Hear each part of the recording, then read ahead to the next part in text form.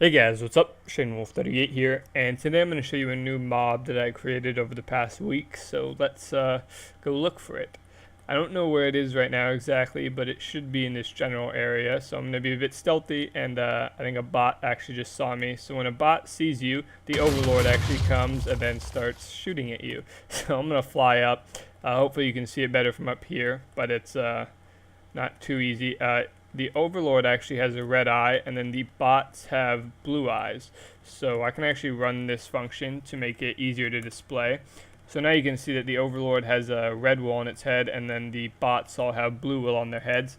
And essentially what the bots do is they have a max range of 28 blocks that they can go away from the Overlord, and then they just kind of roam around and scout out for players. And then if a bot sees you, it runs away, and then the Overlord actually comes to where that bot was to see if there's any players there. And if there aren't, then he just kind of goes wherever, and then if there are, he starts shooting at you, as you saw before. Oh, like right there.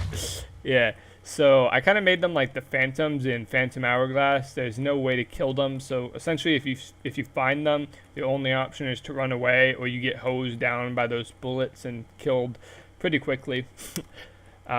The way this works, or the way the movement of the bots is tracked, is using scoreboards. The other way I could think of doing it was to use pathfinding, but the problem with that is it would be pretty laggy with all these entities. So you can see if I press F3 right now, I have 30 FPS, which is the FPS that I normally get when I record. And since this uses scoreboards, I can actually make more than one at the same time. So I'm just going to start placing down these Overlords all over the place. Let me see if I can get one more place to put them down. And yeah, now you can see there's a bunch of Overlords here. And if I press F3, I'm still getting 30 FPS. So there's almost no lag that you actually get from this, thanks to the way Minecraft scoreboards work. There are actually 4 entities over here, but they're just for randomizing. And you can see that there's actually a little bit of offset when these guys move around. They're kind of not in the center. And that's just a graphical glitch. If you stop the game loop function, or you clear it, and then you restart it, you can see that that's fixed, and now they're all aligned with the center of the blocks. I'm not sure why that happens, but it's pretty easy to fix. I think it's because of the teleportation. They're kind of getting teleported around a little bit, so they get offset. It's not too bad. It's a little bit annoying, but not really a problem. So let me see if I can find an Overlord, have this guy detect me, and then the Overlord comes all the way over here, and then I'll let him shoot me because I'm nice. Yeah, so it's pretty cool. It's really, I don't know, nice to see all of them from up above. I think it makes a pretty cool pattern just going around this maze. And this was actually one of the harder creations for me to make because it uses base 4 to track their movement. And I'm not used to base 4 at all. I'm used to base 2, binary, and then base 10. But yeah, base 4, not used to it at all. So definitely a challenge to work with it. Fun one though. And also, if you didn't know, Minecraft scoreboards can actually only go up to 4 to the power of 15.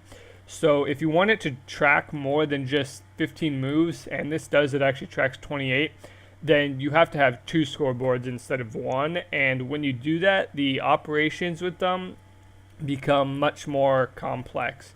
So it's pretty annoying to add that. And when I say annoying, I mean like it's really easy to cause glitches or to make mistakes. So there's definitely a lot of bug fixing in this. This might lag me a little bit, but if I set my scoreboard to OMS1, that's actually one of the tracking scoreboards. You can see that that's how they're tracked. I'm just going to get rid of that because it's kind of, yeah, filling my screen. And yeah. I'm going to show you guys one more thing real quick. So let me just kill these bots and the Overlords, and then teleport 1,000 blocks forward. And you can see now I'm over a little grassy plain here. And the way this actually works is there's bedrock under the maze, which lets them go on their path. And if you just put this under anything, it will still work. So if I spawn that, you can see that it still works, and you might be able to see the offset here too. If I just clear it, you can see that they all readjust to their positions, and then start it up again, then it's fixed.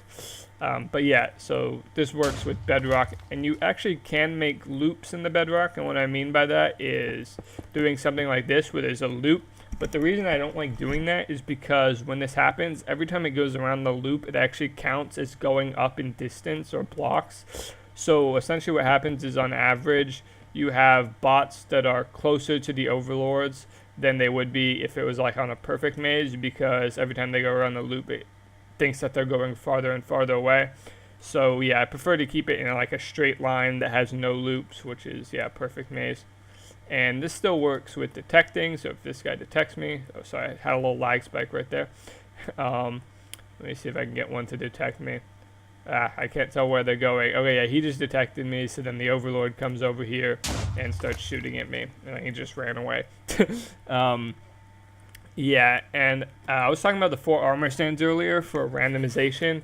So essentially what they're for is, if the, okay, hold up, let me put a glowstone block real quick.